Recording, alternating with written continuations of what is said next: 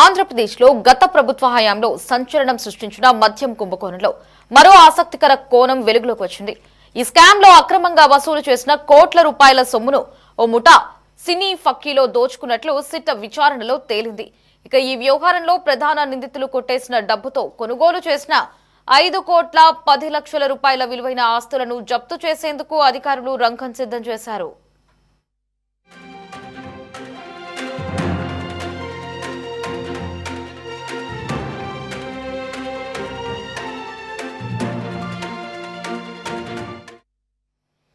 Liquor scam లో కీలక సూత్రధారి రాజ్ కేశరెడ్డి గ్యాంగ్ లోని సైమన్ ప్రసన్ వసూళ్లకు సంబంధించిన డబ్బును హైదరాబాద్ లోని తన బంధువు మోహన్ ఇంట్లో పెట్టెల్లో దాచేవాడు. ఆ సమయంలో అక్కడే ఉంటున్న మోహన్ బంధువు అనిల్ ప్రియురాలు ఒడిశాకు చెందిన రషిత అనే యువతి ఈ డబ్బును గుర్తించింది. తన మరో ప్రియుడు ఇష్రద్ అహ్మద్ తో కలిసి డబ్బును కాజేయడానికి పథకం రచించింది.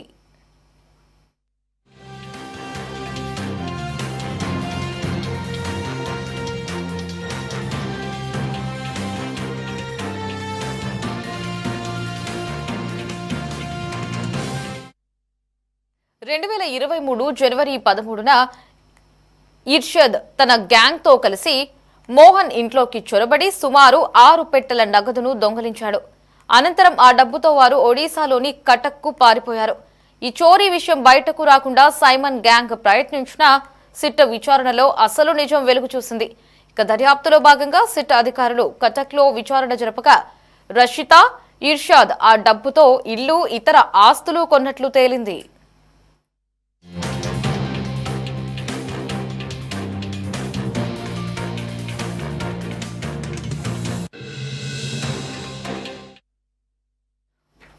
ఏపీ లిక్కర్ కేసులో మరో ట్విస్ట్ నెలకొంది. సినీ ఫక్కీలో ఈ డబ్బును వారు దోచుకున్నట్లుగా కూడా సమాచారం లభిస్తోంది.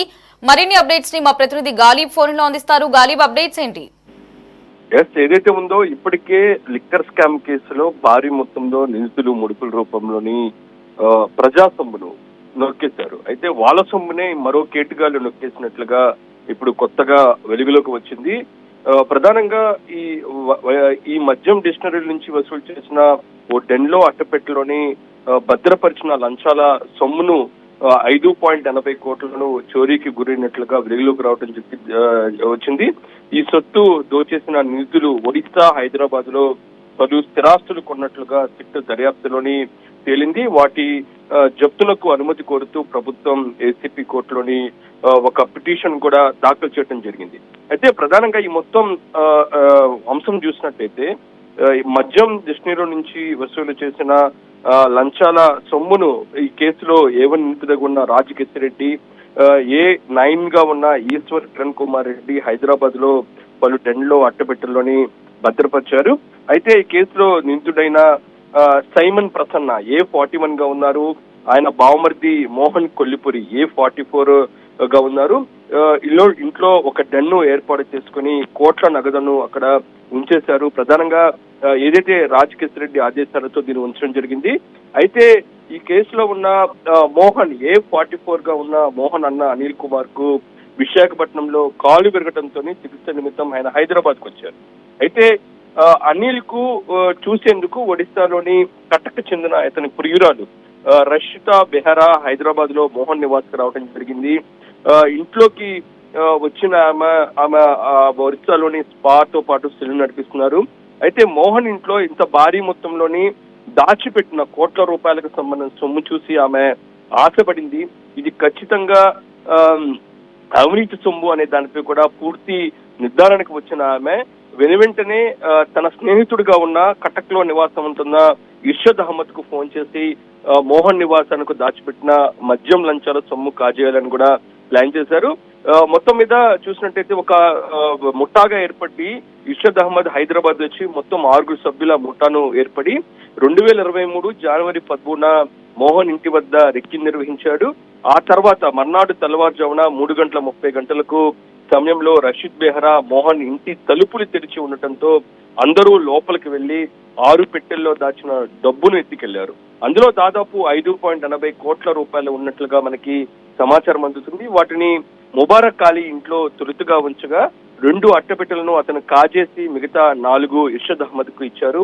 2 రోజుల తర్వాత అంటే దాదాపు ఘటన జరిగిన 2 రోజుల తర్వాత డబ్బు పోయిందని ఈ కేసులో నిందితుడిగా ఉన్న సేమన్ ప్రసన్న, మోహన్ కొల్లిపర గుర్తించారు. ఈ నేపథ్యంలోనే ఈశ్వర్ కుమార్ రెడ్డితో చెప్పగా అతని సీసీ ఫుటేజ్ పరిశీలించగా రషీద్ మెహరా అనే ఏదైతే ఒరిస్సా నుంచి వచ్చిన కటక్ నుంచి వచ్చిన పురిరాయల్ గా ఉన్న రషీద్ మెహరా అనే ఈ చోరీ చర్య చేయించినట్లుగా వాళ్ళు గుర్తించిన నేపథ్యంలోని ఆమె అప్పటికే ఒడిశా వెళ్లిపోవడంతో ఆ తర్వాత ఈ నిందితులు తమ పలుకుబడి ఉపయోగించి అక్కడ కేసు కూడా పెట్టడం జరిగింది.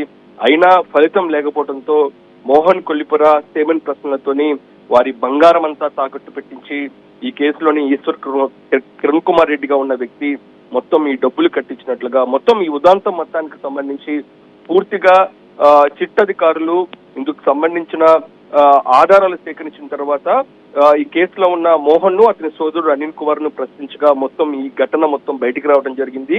ఈ క్రమంలో అనిల్ కుమార్ ఈ మొత్తం దొంగతనం జరిగిన తీరును సిట్ అధికారులకు వివరించారు. దీనిపై న్యాయాధికారి ఎదుటిగా వాగ్మూలం కూడా ఇచ్చినట్లుగా తెలుస్తుంది. ఇతను చెప్పిన సమాచారం ఆధారంగా ఒడిశా, హైదరాబాద్ కు వెళ్లిన సిట్ బృందాలు రష్మిదా బెహ్రా అట్లాగే ఈ దొంగతనానికి పాల్పడిన ఇషద్ అహ్మద్, ముబారక్ అలీ ఏదైతే దొంగతనానికి సంబంధించి సహకరించిన ముబారక్ అలీని పట్టుకొని ప్రస్తుతం సిట్ అధికారులు ప్రశ్నించడం జరిగింది. దొంగతనం చేసిన సొత్తుతో వీరు ముగ్గురు ఆస్తులు కొన్నట్లుగా సిట్ అధికారులు గుర్తించారు. ఇదంతా మద్యం లంచాల సొమ్మేనని కూడా గుర్తించటం వాటిని జప్తు చేయడానికి ప్రస్తుతం సిట్ అధికారులు చర్యలు చేపట్టారు. ఇందుకు సంబంధించిన పిటిషన్ ను ప్రస్తుతం ఏసీబీ కోర్టులో వేయటం జరిగింది.